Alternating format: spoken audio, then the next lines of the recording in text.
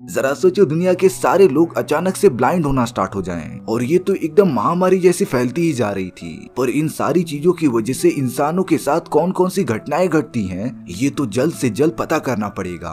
कहानी की शुरुआत में हमें रोड पर एक बहुत ही बड़ा ट्रैफिक दिखाई देता है, क्योंकि एक गाड़ी अचानक से ही बीच में रुक गई थी। उस कार के मालिक का नाम ली होता है, जो सभी से कह रहा था कि उसे अचानक से सारी चीजें दिखना बंद हो गया है। सभी को लग रहा था कि ली के आंख में कुछ धूल मिट्टी गई रहेगी, जिससे कि वो देख नहीं पा रहा है। वहीं पर बैन नाम का आदमी ली की मदद करने के लिए उसके साथ जाता है। बैन ने ली से पूछा कि उसे कितने दिनों से दिखाई नहीं दे रहा है। ली तो बता रहा था कि उसे अभी अभी सारी चीजें दिखना बंद हो गई हैं। उसे तो अपने चारों तरफ व्हाइट कलर की चीजें दिखाई दे रही थी। बैन भी थोड़ा सा सोच में पड़ गया था, क्योंकि अंधों को तो चारों तरफ ब्लैक दिखाई देता है।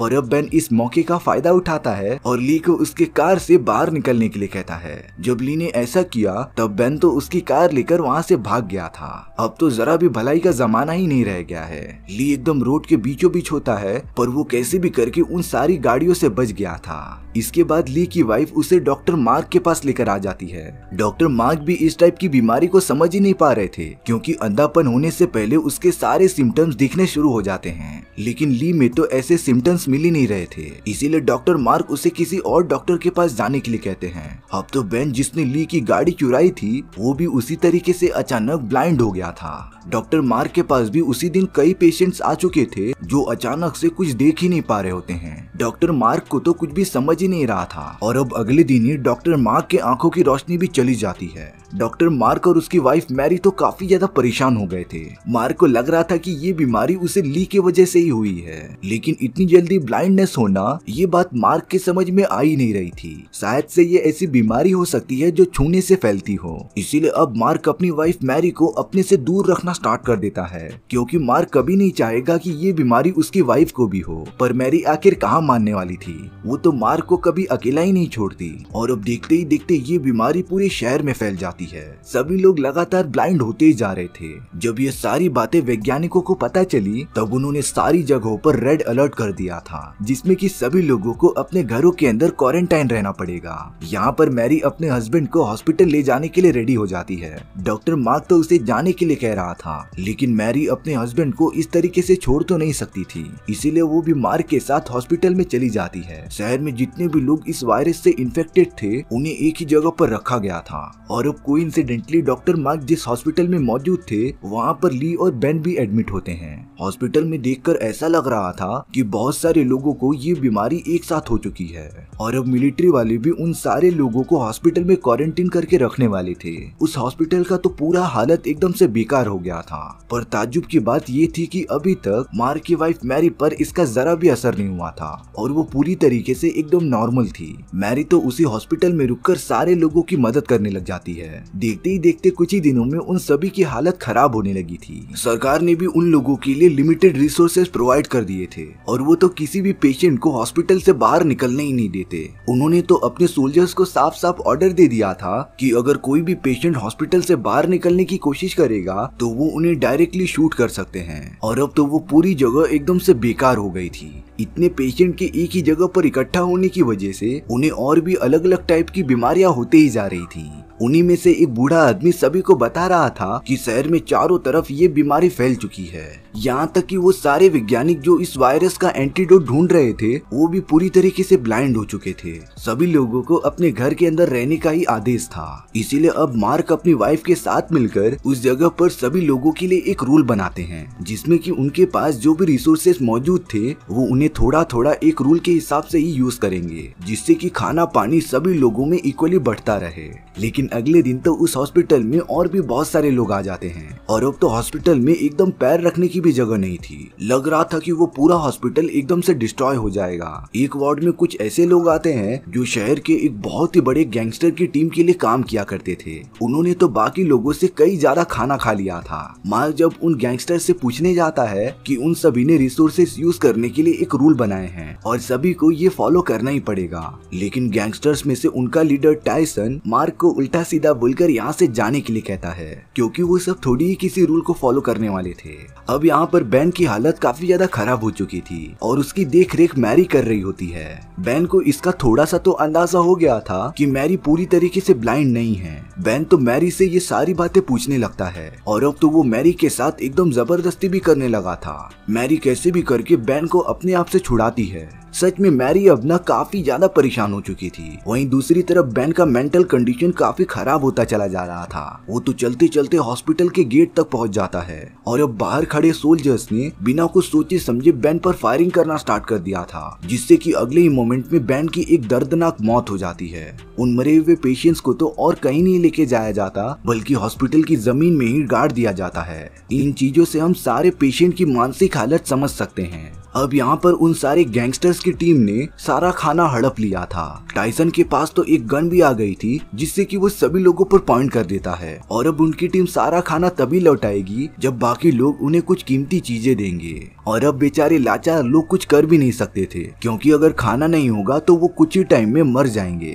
इसीलिए डॉक्टर मार्स सभी से कहते हैं कि उनके पास जो भी कीमती चीजें होंगी वो उन्हें जमा करके दे दें। और अब इन सारी चीजों के बदले उन गैंगस्टर्स ने आधे ही पेशेंट का खाना उन्हें दिया था। डॉक्टर मार्क तो टाइसन और उसकी टीम से बात भी करने जाते हैं, लेकिन टाइसन के पास गन होने की वजह से वो कुछ कर नहीं पा रहे थे। इसीलिए अब सारे पेशेंट को कम ही खाना खाकर अपना गुजारा करना पड़ता है। मार्क तो एकदम परेशान हो गया था क्योंकि उसकी वाइफ मैरी एकदम से ठीक थी, पर तभी भी वो हम सब के पीछे अपनी लाइफ बेकार कर रही है। अब तो मार्क का भी सब्र का बांध टूट गया था क्योंकि वो अपनी वाइफ को इस हालत में देख ही नहीं सकता और इसी मेंटल स्ट्रेस को दूर करने के लिए डॉक्टर मार्क एक दूसरी लड़की के साथ रिलेशन बना रहा होता है। पर अब मैरी ने उसे ये करता हुआ देख लिया था, लेकिन वो इस पर ज्यादा रिएक्ट नहीं करती क्योंकि वो मार्क के दिमागी हालत को समझ रही थी। पर अब मैरी उस लड़की को एक बार वार्न करके छोड़ देती है और अगर उसने फिर से मार्क के पास आने की कोशिश की तब मैरी उसे जान से मार देगी। अब एक दिन टाइसन और उसकी टीम ने एक अनाउंसमेंट की जिसमें कि वो खाने के बदले सभी से उनकी औरतें मांग रहे थे। ये सुनने के बाद तो वो सारे लोग एकदम चौंक जाते हैं कि आखिर कैसे वो अपनी औरतों को उनके हवाले कर दें। पर अगर उन सभी को सही टाइम पर खाना नहीं मिला तो वो सब वैसे ही मर जाएंगे। इसीलिए बहुत ज्यादा सोचने के बाद कुछ लड़कियां तैयार हो जाती हैं उन गैंगस्टर्स के पास जाने के लिए। उन्हीं सब में मार्क की वाइफ मैरी भी शामिल होती है। मैरी के दिमाग में तो एक अलग ही प्लान चल रहा था और अब मैरी सारी लड़कियों के साथ उन गैंगस्टर्स के पास चली जाती है। वो सब तो उनसे काफी जबरदस्ती कर रहे थे और इसी छीना झपटी में एक लड़की की जान भी चली जाती है। मैरी तो इन सारी चीजों से काफी गुस्सा हो गई थी और अब अगली बार जब वो गैंगस्टर उसके पास आते हैं तब मैरी ने उनके लीडर टाइसन को एक कैंची की मदद से मार दिया था। पर यह बात किसी को पता नहीं थी कि टाइसन को मैरी ने ही मारा है। बाकी गैंग वाले तो इस बात से काफी गुस्सा हो चुके थे और अब उन्होंने बचा हुआ खाना भी उन सारे लोगों से छीन लिया था। अब तो ऐसा लग रहा था कि वो सब किसी जेल में कैद हैं। पर तभी अगले दिन एक लड़की काफी गुस्से में उनके पास चली जाती है और अब उसने देखते ही देखते उन गैंगस्टर्स के रूम में आग लगा दी थी, जिससे कि वहाँ मौजूद सारे गैंगस्टर्स एक ही बार में जलने लग जाते हैं। लेकिन अब वो आग पूरे हॉस्पिटल में फैल गई थी। मैरी तो बाहर सोल्जर्स को आवाज देते रहती है पर बाहर कोई भी मौजूद नहीं होता, इसीलिए वो सारे लोग बिना किसी डर के हॉस्पिटल से बाहर निकल जाते हैं। वहाँ की सारी सड़कें एकदम सुनसान थी। ट्रेन, गाड़ियाँ और सारे बिजनेसेस ठप हो चुके थे और कोई भी नॉर्मल इंसान वहाँ पर दिखाई नहीं दे रहा था। चारों तरफ सिर्फ ब्लाइंड लोग यहाँ से वहाँ घूम रहे होते हैं। मैरी सभी लोगों को एक बिल्डिंग के अंदर बिठा के मार्क के साथ कुछ खाने के लिए ढूंढने निकल पड़ती है। यानी कि इस पूरे शहर में सिर्फ मैरी को ही सब कुछ दिखाई दे रहा था। अब मैरी एक सुपर मार्केट में पहुंच गई थी जहाँ पर पहले से ही बहुत सारे ब्लाइंड लोगों ने सारा खाना खत्म कर दिया था, लेकिन मैरी एकदम साफ साफ देख सकती थी, इसीलिए वो सुपर मार्केट के एक स्टोरेज रूम में पहुंचती है जहाँ पर उसे लकीली कुछ खाना मिल गया था। पहले तो वो उस खाने को खुद ही खाने लगती है क्योंकि वो बहुत दिनों से भूखी थी और अब मैरी उन सारे खाने को लेकर वहाँ से जाने लगती है। उन ब्लाइंड लोगों ने तो ये महसूस कर लिया था कि मैरी के पास कुछ न कुछ खाना है, इसीलिए वो सब मैरी पर हमला करने लग जाते हैं। पर मार्क और मैरी कैसे भी करके उनसे बचते हुए आगे निकल गए थे।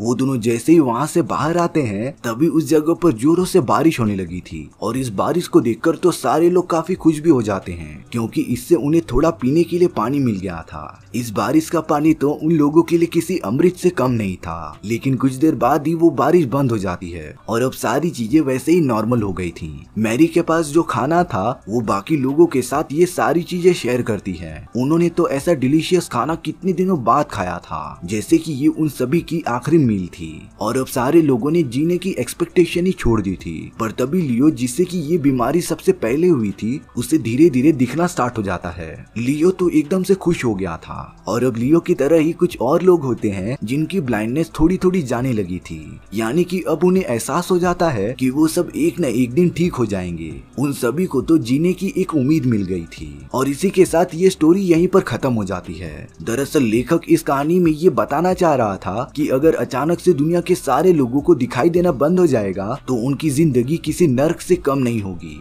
यानी कि हमारी आंखें किसी वरदान से कम नहीं है। आपको ये स्टोरी कैसी लगी प्लीज कमेंट सेक्शन में बता दो, और अगर आपको मेरा एक्सप्लेनेशन 1% भी अच्छा लगा होगा ना तो वीडियो को लाइक एंड चैनल को सब्सक्राइब जरूर कर देना, क्योंकि सच में इससे मुझे काफी ज्यादा मोटिवेशन मिलता है आपके लिए इसी तरीके की मजेदार स्टोरीज ढूंढ कर लाने के लिए। तो मिलते हैं नेक्स्ट वीडियो में, सी या।